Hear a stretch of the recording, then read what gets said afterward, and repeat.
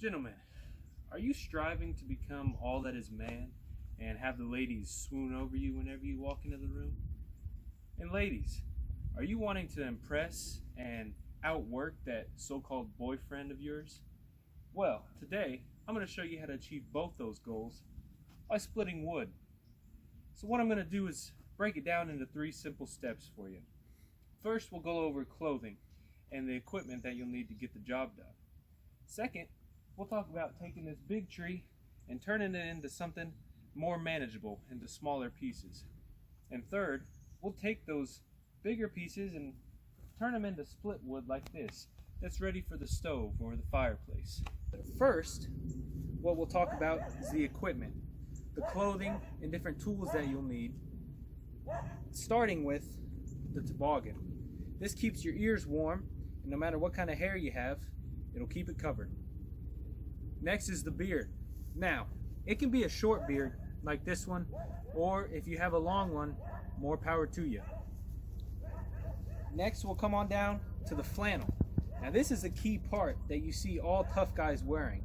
Flannels are essential to splitting wood. Second to last, we'll go to the boot. Now, this is your classic work boot, and you need these because if you knock a tree over on your foot, it'll hurt less if you have a boot on. Now, the last and most important piece of equipment is beer. Never split wood without a nice cold beer.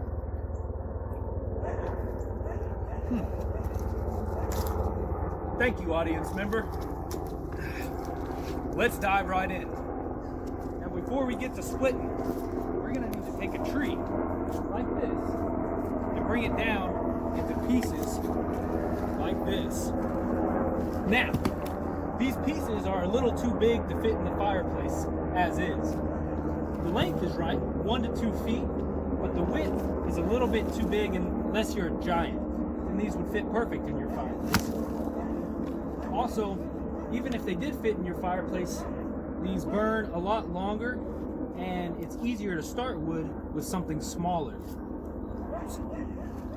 Let's head over here and show you how to take these pieces of wood and split them into smaller, more manageable fuel to burn.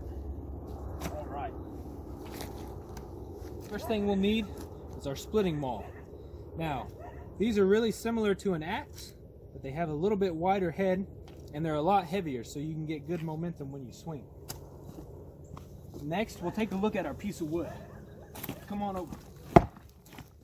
You want a steady base, a pretty big piece of wood that you can set on the ground so you're not striking right into the ground with your maul. So first, we want to take a look at how this piece of wood is already kind of split.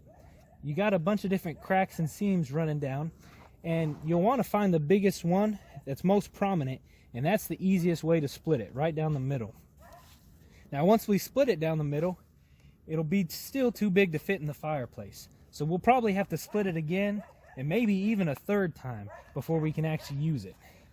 So let's get to splitting. So this is where we'll want it. To split, we take a swing, we hold our one hand right under the top of the axe and one hand towards the bottom of the handle, and we come around. Make sure you use your hips and slide your hand down as you're bringing the maul down. So let's get to swinging. Sometimes it takes multiple swings if it's a pretty big piece of wood. Oh, that's right. All right, this piece is a little bit big still, so we're gonna split her again.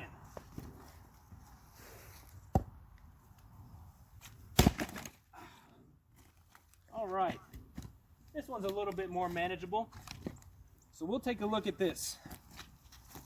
Now, this piece of wood is smaller and it'll burn a lot hotter than those big pieces.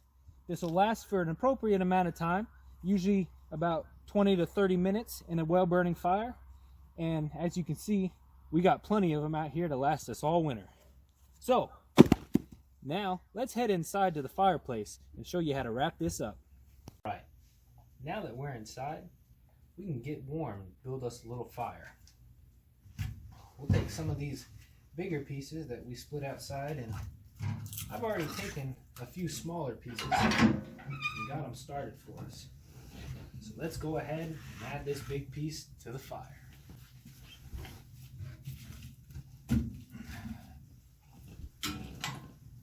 All right, so that should burn and keep us warm for the next couple hours. Pick this bad boy up. Now, I want to thank you for joining us today and learning how to split some wood and some basic skills. We'll recap real quick just so we don't forget. First, make sure you got the right equipment. You want your hat, your boots, your shirt, and your beard. Next, don't forget, don't cut down live trees. We want to take the dead ones and turn them into more manageable pieces. Use your chainsaws and always have safety equipment with you. Third, we're going to take those big pieces and split them into more manageable, smaller pieces so we can start a fire and stay warm. Now, the most important rule that I'm going to leave you with, whenever you're splitting wood, always look cool while you're doing it.